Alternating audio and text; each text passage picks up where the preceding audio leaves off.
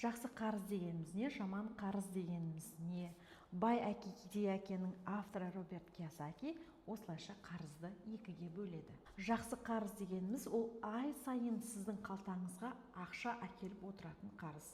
Олар ипотека, табыс әкелетін бизнеске алған қарыз, арендаға беріп, табыс табуға арналған қарыз. Ал жаман қарыз сізді ай сайын шығынға түсіріп отыратын қарыз. Олар понт үшін соңғы iPhone алу, демалысқа қарыз алу, немесе бір қарызды жабу үшін екінші қарыз алу. Ең қызығы, біреуге жаман болған қарыз біреуге жақсы болуы мүмкін. Жалпы ипотека автоматты түрде жақсы қарыз деген сөз емес. Егер ай сайынғы төлем отбасы бюджетіне тым ауыр болатын болса, ол қаржылық қысымға айналады. Бұл жағдай сіздің басыңызға түспеу үшін не істеуге болады? Елімізде шамамен 30 шақты ипотеканың түрі бар.